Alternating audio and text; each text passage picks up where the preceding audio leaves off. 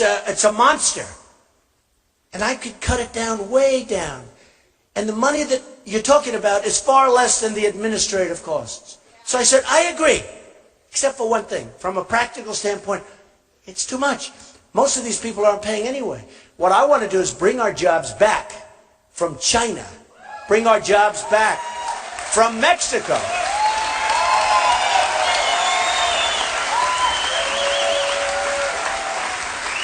Bring fairness to our deals, as an example, with Japan. I was in Los Angeles. Ships, the biggest ships you've ever seen. Cars are pouring off into this country, made in Japan. We give them practically nothing. The balance is so bad. The imbalance is so bad. You say how, and then we have all the strength. See, what our people don't know, and only somebody that wrote the art of the deal or that does this stuff, right? It's natural.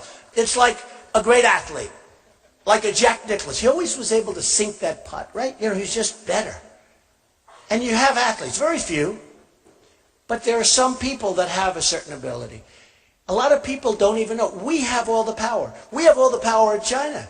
You know, we owe right now China and Japan equally $1.5, think of this, trillion dollars. 1.5, so think of it. They take our business. In the case of Japan, mostly cars. But they take our business, they take our jobs. Factories close down all over the place, and we owe them money. Right? It's a magic act. For them, not for us. For us, it's a horror show. It's going to end. It's going to end.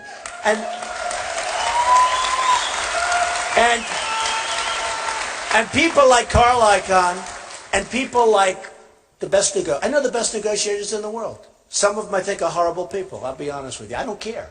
Do you care if they're horrible people? Who cares?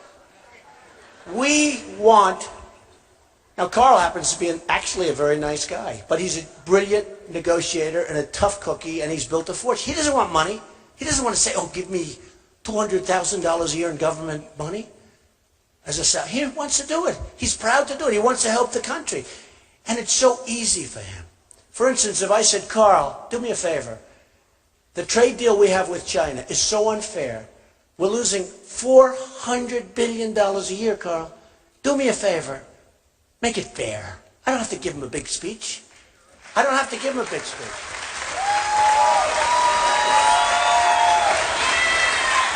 I mean, I can tell you that within a very, very short period of time, things will straighten out. I mean, things will straighten out. And it's going to be to our benefit. But think of it. If we're losing that kind of money, that imbalance, it's an imbalance. Some people would say that's not really a loss. It is a loss. If we have that kind of an imbalance, and supposing you brought it back to zero, or even if we lost $100 billion a year, that's a lot of money. Believe me, I couldn't sleep it. If I brought it to $100 billion a year, get rid of me in 4 years, all right? But supposing we brought it back to 100, or we brought it back to zero, do you know what that means for this country? Do you know the kind of money you're talking about?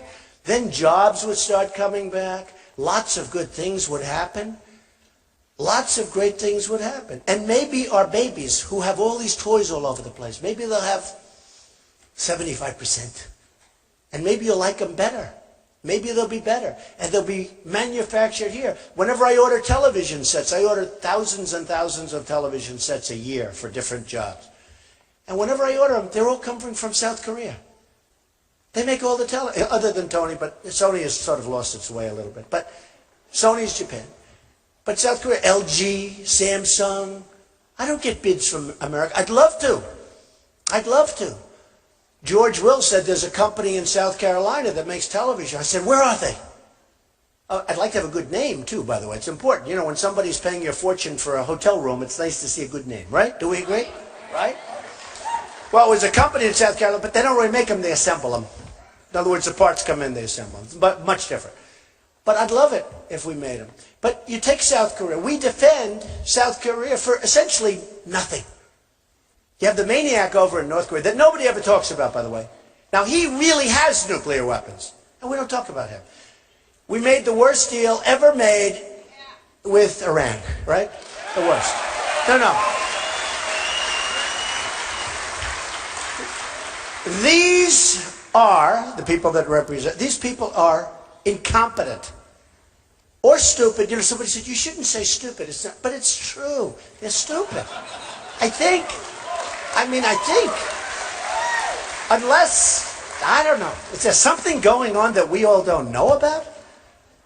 Think of it. Point after point we lost. We lost everything. We're giving them $150 billion. It's hard to believe.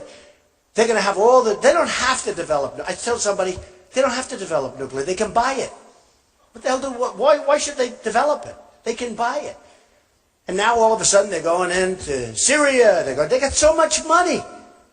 They're a terrorist state. They're going into all of these different places. We're fighting them in Yemen, and yet we're making a deal with them. So why don't you say, hey, Yemen out. Our prisoners, I want them back. I want them back. I don't want them over there. I want them back. And all we have to do, very simple, is if you have the right messenger. I'm the right messenger. You know, I've gotten to a point where I have to be braggadocious. It's terrible, right? Because I can't be so nice and say, we can all do a wonderful job. People can't do this kind of stuff. For instance, the wall. I said, I guarantee you that we're going to build a wall. It's going to be a real wall. We're going to have people come through, but they're going to come through illegally, or they're going to come through with visas, which is the same thing, if we need it.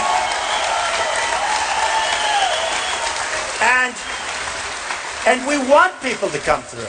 I want people to come through. I don't want to say no. But we have at least 11 million. You know, the scariest is nobody has any idea how many. You know, we've been hearing that number for years, like 11 million. We have no idea. I spoke to one of the top people. They have no idea. Might be 5 million. Might also be 32 million. Nobody could be 50. Where is he? Stand up. He might be closer than anybody else. Probably is. But we have to get him out. We have to, look, it's harsh. Dwight Eisenhower, we all like Dwight, right? Remember the expression? Right? Dwight. I go, remember the time he got elected?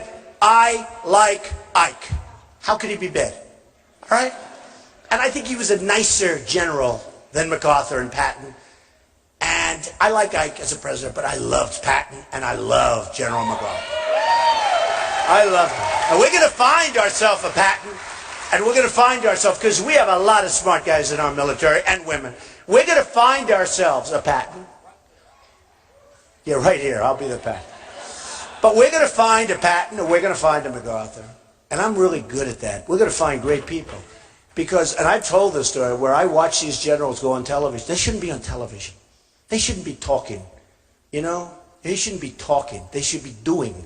And they asked a certain general, I'm not going to insult him, it was like a month and a half ago, on a show, talk show. I said, here's General so-and-so, what are the top people? I couldn't even say the top. He said, what's he doing on television?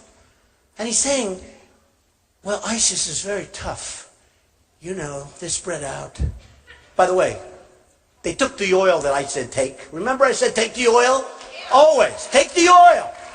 They're being funded by the oil that I said take. I don't want their damn oil, but you know what? It turned out to be another benefit of having it. Take the oil.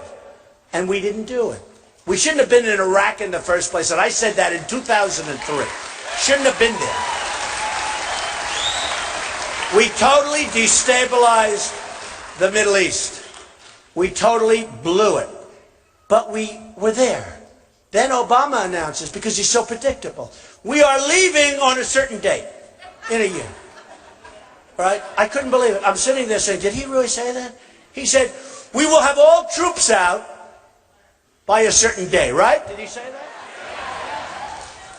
And I said, no, tell me, please. Because I'm sort of a natural, like things, like, I'm a very smart guy, but I know a lot of smart guys wouldn't pick that up. I pick it up.